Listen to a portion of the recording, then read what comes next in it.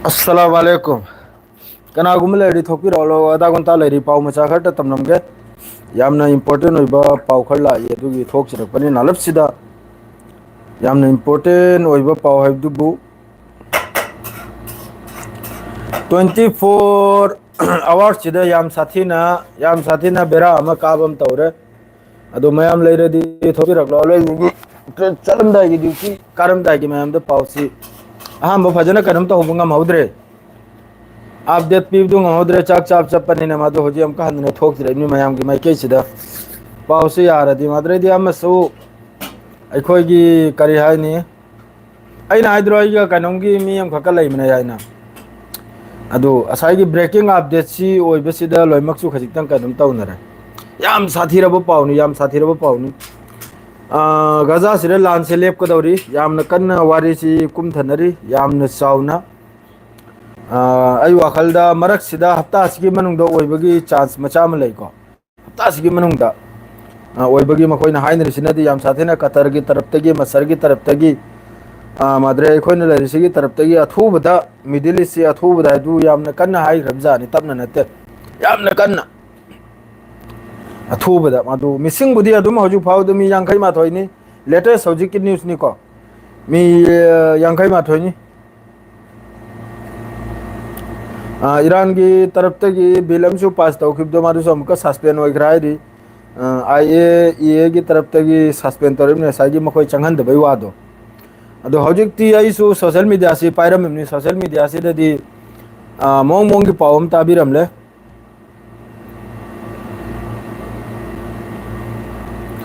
Iran सुवा मायरम दे याम साथे नुंगाइते ताव नंगने जरीना नंग हाइरे दु यामना सुमनि नुपि रनि पारदि खंगदेको नाहक से वा मनिंग सिंगलमदे मसागे दुम अखोगी हुई ममई सटलेगा तुमिने थोखिबदो खंगब्राने अदुगुम नाबा लिल ममई आइनिल रदी ओंखतने चिकलम हाइदरे चिकलम दरे माय ममई दु तुमिने सतोकलेगा मा चेल खराब तुमिन्ना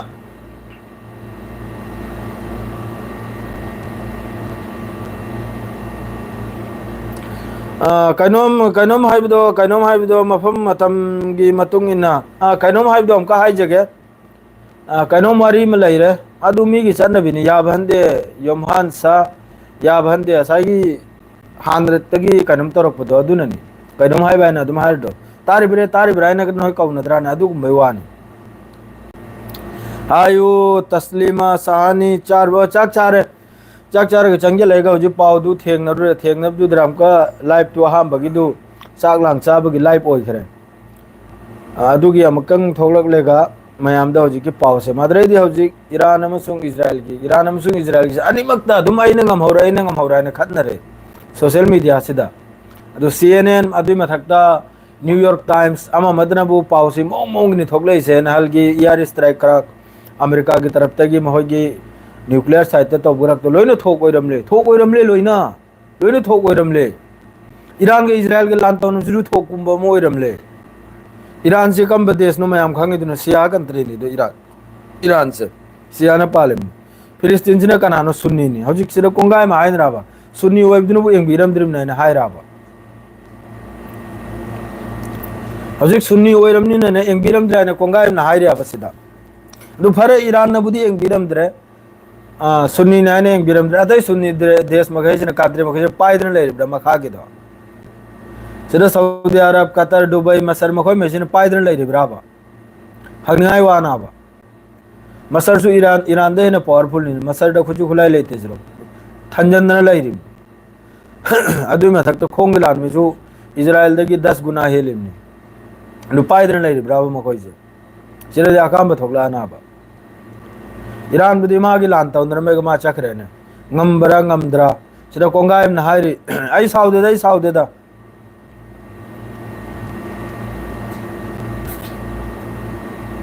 यावहम दु मरायन मासु हायरि दुमान हायरसु चुम्मीदा वादु मरक्तगी अमम कनो अदुम त ngangbdo मीना तानिंग भंदे आई त फाव तानिंग दे मीना अदुम तोरपद मान हायरदु चुम्मी आई एग्री नि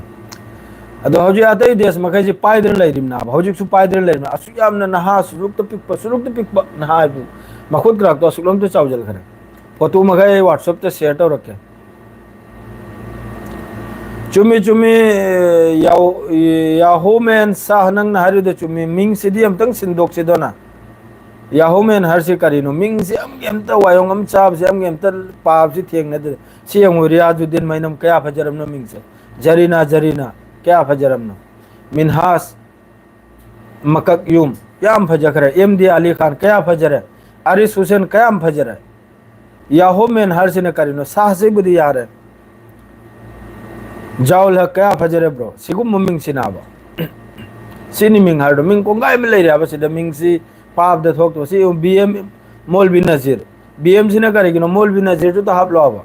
समीर खान सबीर अहमद इब्राहिम अंसारी एमडी खलीलुर रहमान एमडी अली खान क्या फजरम नो मिंग मखाई से सीना फजवा हर से मिंग दसू खजिक तंग ले thank you bro thank you अदुनी हजिक याबु याम कन्ना हजिक तो मित पांग लई मसर सो माद्रेदी कतर सो अमा मसु से खजिक तंग लुम ले थबाक से लोक खड़ लई इन खंग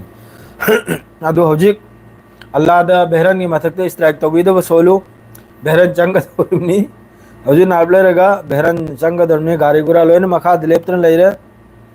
अदु पूरे चंग दरने एयरपोर्ट ता नंदांगी पुंग अनि की फ्लाइट नी दो नहीं की हजिक की आप दे दाई बु गाजा दा फिलिस्तीनी मयाम शहीद ओइरी सुलेब लेप्ते अदुगा CNN अदरैदी न्यूयॉर्क टाइम्स तगी अमेरिका के डोनाल्ड ट्रम्प ना सक्सेसफुल स्ट्राइक नि हारि दु मसिन थीबी नि हाइरकले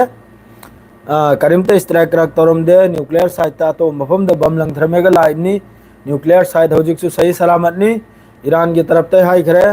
हौजिक यूरेनियम इन्वेस्टमेंट हौरने आइना थामन इसिदा या खजेरक सोखिबदो अथाइ थोंगलांग अम सोखिबदो इंटरनेशनल अपडेट नबु यूक्रेन की मथक रशिया ने यामन साथी ने मी तरा तरेत पोबा पो हाइब्रा करे ममिंग दम होय रोंगे मिंग जवाय होंगे इसा चाते अदु गिदरा स्ट्राइक तौदना मी तरा तरेत अम मफम द ऑन द स्पॉट डेट नि मी चहुम अमा सोक पनी ngarang नेटो की मीटिंग दु दसु यूक्रेन की मरम दसु नहीं नहीं गाजा की मरम दसु नहीं नहीं यूक्रेन की मरम दसु अथो बदा सेसफायर अनि मक्सु तो रशिया ने यारगनी दो रशिया की मखुत्ता रिमोट अमदुल्लाहिम नाबा अदु या वालेकुम अस्सलाम कतर डगरन हाल स्ट्राइक तौबदु यामुन सा थोकनी हाइने रगा हम गंता तरुक ममांग द लाव थोकरमनी अमेरिका ने ईरान की न्यूक्लियर साइट ता स्ट्राइक तौनिम दुसु निनि ममांग दे हाइदोखरमनी अमेरिका ने स्ट्राइक तौरनी नंगी यूरेनियम अमा लोय लव थोखरो अदु गाइ तौरगा माद्रेदी अमेरिका लंग थरा माद्रेदी ईरान की वारी से हमने इम्पोर्टेंट इनोक सुनो कनी मैम ताबिउ एकदम सांगा लगे आधा गुंता ईरान दे स्ट्राइक तौरे माद्रेदी ईरान से बिरी बिरी मनुंग दे सोले काइनो तौरी साइना अदुदगी ईरान से चखरे ईरान की एफएम फॉरेन मिनिस्टर चखरे रशिया दा असिदा अमेरिका की विटको फाइना कोई की मिडिल ईस्ट हौजिक की लान की मरम द लान लेपै दमक तो कोइजेन जेली दो अखोई की मैट्रिक परीक्षा दकरा एक्सटर्नल हाइना मखक लाक्त्राने अदुम ना हौजिक की विटकोप से एक्सटर्नल ना मिडिल ईस्ट से लान से मरम दा कम तो तारी ताउ लोइन तारी पाउसिन हफ्तंग चल खिरोगे MD Ali Khan अदुमान Koche I message पा खिरोगे मैं हमारो याद है करेगा दीवारी से हमको पल कर दिया तोपा मायरम दे चखरा नाब हमका अदरेदी चतना रशिया दा पुतिन ने कइने कनोंगी रशिया की फॉरेन मिनिस्टर ने माद्रेदी अमा मने लोइन वारिसी ताउनरे माद्रे ईरान ने मागे नुंगाय तब फोंगदोक ले इमाय पे माई की देशता अमेरिका ने कसुयक न तब स्ट्राइक तौरपा इजराइल नसु कसुयक न तब स्ट्राइक तौरपा आई सुलमन खुंगनायना माद्रेदी डोनाल्ड ट्रम्प नारे फरे अदुअटी नंगसु नंगी थोकपा मिडिल ईस्ट लैरिबा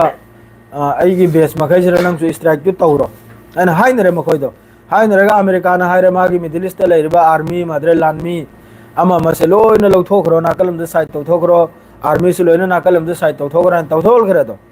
तौथोल करे ईरान ने माद्रेदी हाइ करे अमेरिका ना कनोम एयर डिफेंस सिस्टम एक्टिव थमु ईरान की तरफ से अटैक तौरने ईरान ने अटैक से तौरे अदु मतुंग ये खरमदी मफम अमानी मददी हजिकी कतर की उबेदाइब असिगी यूएस की मोहई की कनोम से एयर बेस सिददी खर सोयाबा अदोरसु लेबाक सोकपदुनी अखोई की लेबाक कुथबदुनी खंगिब्राने असai मिसाइल ताफमद्र लेबाक खर हंदोकलमदु अदुनी अदु तौनरा ईरान हारे आइसु बदला हलौरायना माद्रेदी कतर की तरफ तकी कॉन्डेम लागले सऊदी अरब की तरफ से कॉन्डेम लागले मसर की तरफ से और जो तो इस्लामिक कंट्री में कई सी मतमदुरना अफावरम से सागत खरेसी यंगुना कोई मैम तावबन नुंगाइबो वारिनी अफावरम से सागत किदना आइखरे कतर नंगना हंदने इरान दे अटैक तरसु याखोई कनुम मतेंग तौई अखोई मन तुंग दले हैना तब ते डोनाल्ड ट्रम्प की तरफ ते स्टेटमेंट नंग पुलाक ले फरे ईरान की सुमागी मबुकनिंगदा अचाक पदु आइगी बेस्ते अटैक तौदरमा अचाक पदु फोंदो अमनिना सिदा सीजफायर से तौर जायना अदुई मतुंगदगी ईरान सु असाई कतर सु सुम ले थगरे माद्रेदी मसर सु सुम ले थगरे सऊदी अरब सु सुम लोने ले थगरे सुम ले न सुमने मरे तोल तिंग थोखरे लोइना खंगी बिरने तो अलोई बिदे लान से फिनिशिंग से फजखिद्राब थोय प्रोप प्रोप चा खराब फिनिशिंग जिदा थोय प्रोप प्रोप चा खराब मौलवी जुबैर फिनिशिंग से लान की अलोई बिगी से प्रोप प्रोप थोय से याम नुंगाई खिद्राब अदुगा लोगेदा हमको सिजफायर हाइन लाउथोकलेगा गजा से पक्पीरमद्राब फिलिस्तीनी मखै से एंगबीरमद्राब लैरिबा कंट्री मखै से निंगसिंगलमद्राब बस ईरान इजराइल से चखराब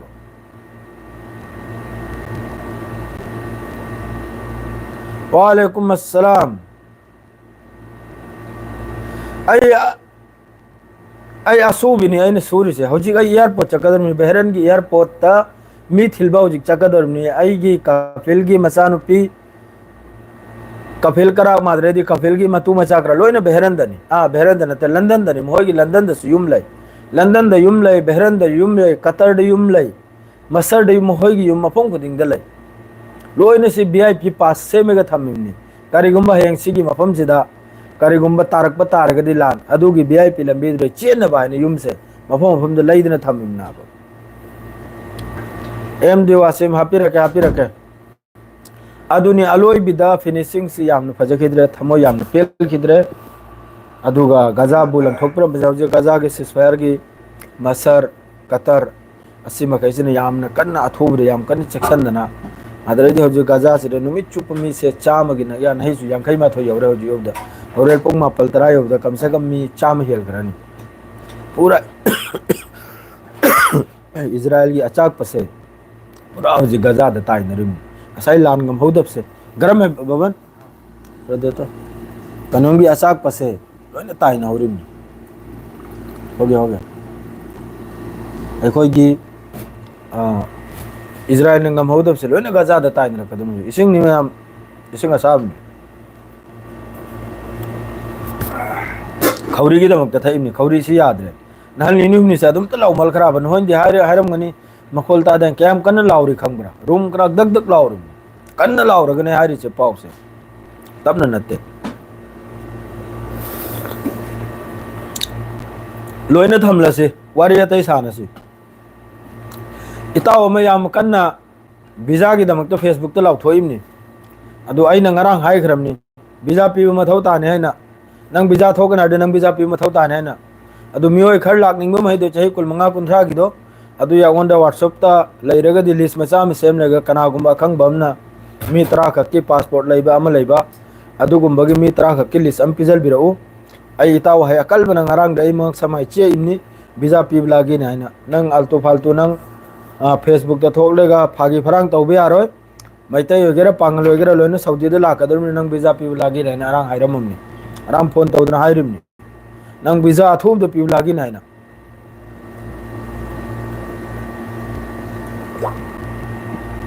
खौरी से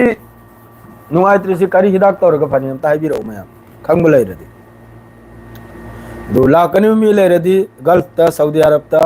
अदुम कांटेक्ट तौबिउ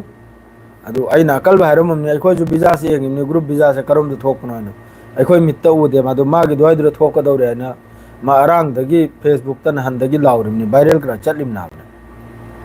अदो आइना रे अचुमबरा चुमदबरा इबदा आइना कल बहंग बकांदा नसरबा सुम ओइगदौरे नि आउंदा हाइगली खंगिदा अदो आइना हाइरम ले नंग पीबदी लागे नि नत्र नंग सोइने डायरेक्ट हाइरम नंग सोइने हाइरम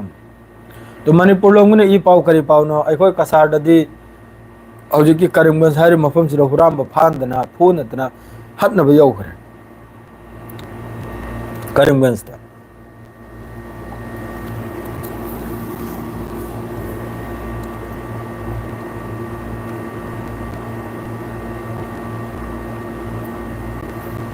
इस गजा सी याम साथी ना गजा सिबु याम साथी ने मकोई ने वोट नहीं रिसी न कोई खंग दर ने हौजिक हान वेस्ट बेंग ही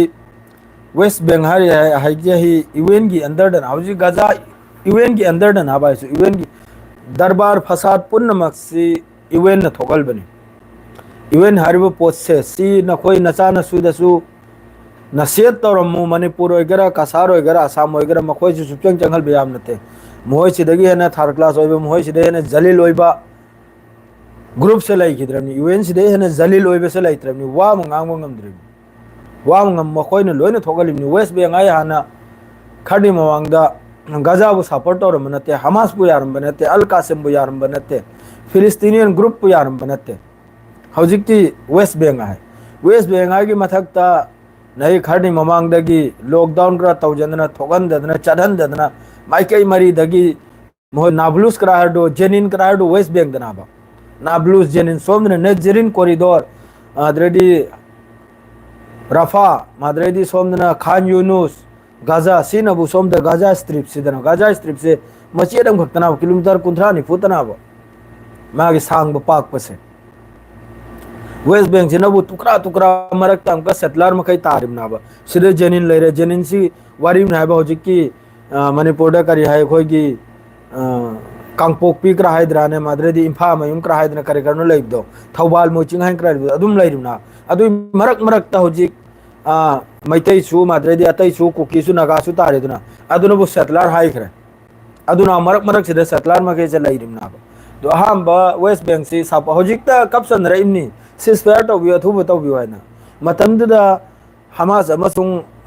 गाजा मनुंगी लाइरिबो ग्रुप मखैजना लान तौ मतमदुदा मखोजु खजितंग सपोर्ट तौरम बतारदी खुजु खुलाय देहोना पैसा पैरु देहोना मी देहोना अदोडी नहीं फिलिस्तीन जुकियाब मतमदुदा मखोइना नेतन्याहु पाइदन लैगिबो खंगिबदना नेतन्याहु दो पाइदन सानकिबा अदुना नेहजु मसा कपिबा है ओ हायरो ये याहोमेन सा हाइजर रोगे नंगी वासिता दी हाइजर रोगे तारे तारे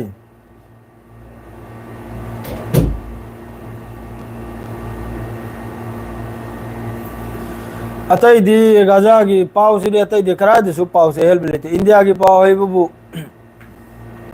इंडिया की अखोई की जात मसा दलित हाइन लेबदा दो करा दन चप्पकांदा उत्तर प्रदेश यूपी की मरु मनाई कोथोक पीदना अदुगिसु लंबी द मयाममा बेजत तौबी खरम निवादो इंडिया की सरकार सिदा बस दलित कराचे मखोई यंग मनते मखोई ने थेरी से दलित पुगा मुसलमान बुगन इंडिया की हजि की आरएसएस मादरेदी बीजेपी गवर्नमेंट ना हजि यामन मी से मियंग से मखाता न यंगसी मुसलमान अमसुंग दलित जात मचा मखसे मादरेदी ट्राइबल लेरि मखसे सिबु मीनी हाइदे इंडिया मनुंदा सेंगना हाइदे अदुनि वाइबु इंडिया की पावसी पीबा होरादी मयाम अमला अनाबा इंडिया की पावसी इंशाल्लाह यंगदगी पीजरा गे इंडिया की पावसी तुम मरम रखते फरे मिनट कुल योगदौरन है कि दिसवास रेलो हेले से अदु मयाम पुनमक दुआ तौ आई सु हक्सांग से खठुना फबीरक पाइना मादरेदी गाजा दसु अथुबदा व्हाट्सएप नंबर दो आइना आइगी कैसिदा हाबलागे से नखो यार ऐसी कनम से हाबचरागे अदुगा अदुम नखोइने सलाम दुआ तौरगा अदुम हाइरकलो आइने आइने अदुगा अदुम जॉइन तौरगे हां हजु किदे सिरलो इजरे सलाम अलैकुम